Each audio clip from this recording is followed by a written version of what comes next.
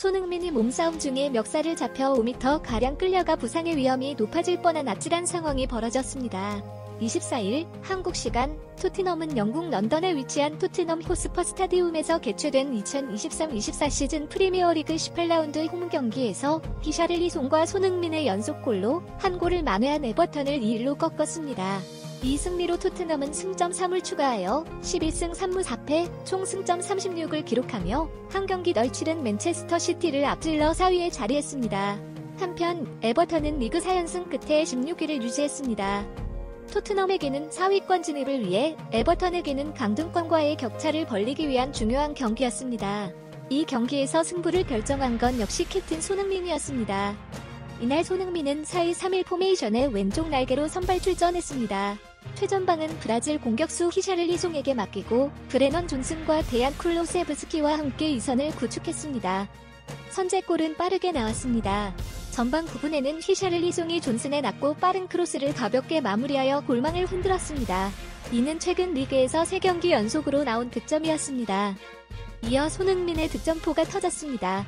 전반 18분 코너킥 상황에서 존슨의 슈팅이 에버턴 골키퍼에 의해 선방되어 튕겨 나왔을 때 박스 안에서 대기하고 있던 손흥민이 잽싸게 오른발로 밀어차 슈팅을 성공시켰습니다.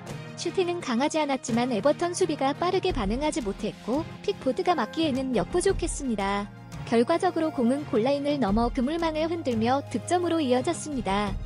이날의 득점으로 손흥민은 이번 시즌 프리미어리그에서 11번째로 골을 넣었습니다.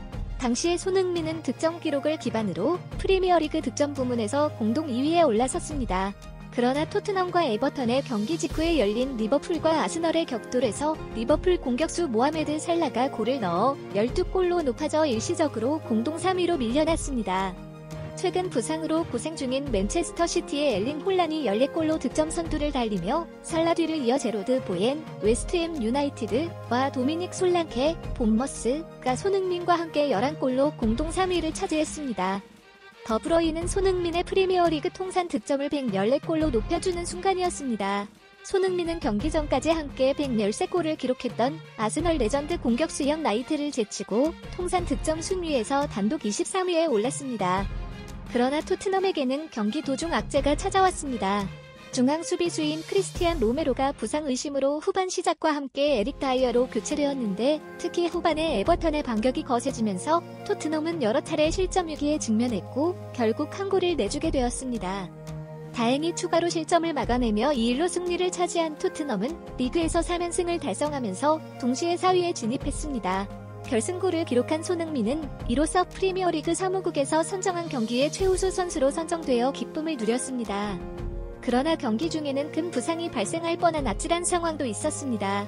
토트넘이 한 골을 내주며 쫓기는 상황에서 후반 42분 코너킥 수비 상황에서 손흥민이 상대 선수에게 멱살을 잡혀 5m 정도를 질질 끌려갔습니다.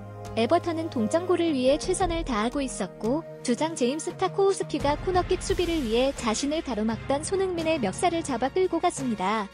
손흥민은 질질 끌려가는 동안 에버턴 선수와 부딪혀 휘청거리기도 했습니다. 가까스로 무게중심을 잡아 쓰러지지는 않았지만 이 상황이 큰 부상으로 이어질 수 있는 아찔한 순간이었습니다. 다행히 경기는 정상적으로 계속되었고 타코우스키는 어떠한 처벌도 받지 않았습니다. 이번 시즌에는 손흥민이 토트넘의 핵심 공격수로 활약하고 있습니다. 현재 리그에서 11골을 기록하여 리그 득점 부문에서 공동 3위에 위치한 손흥민의 부상으로 인해 팀에서 이탈하게 된다면 토트넘에게는 상당한 손실이 예상되겠습니다. 이미 아시안컵 차출이 확정된 상황에서 1월부터 손흥민을 사용할 수 없게 되면 박싱데이 기간 동안 손흥민을 최대한 활용해야 했던 토트넘은 큰 어려움에 직면할 수도 있었습니다. 경기 후 손흥민은 이번 일에 대해 특별한 코멘트를 하지 않았습니다. 그 대신 명백한 득점 기회를 놓친 존슨에게 미안하다는 말을 전했습니다.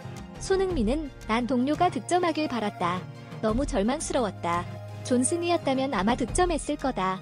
존슨이 빨리 골을 넣고 우리와 함께 세리머니를 했으면 좋겠다라며 존슨이 정확한 패스를 받지 못한 것에 대해 자책하는 모습을 보였습니다. 받지 못한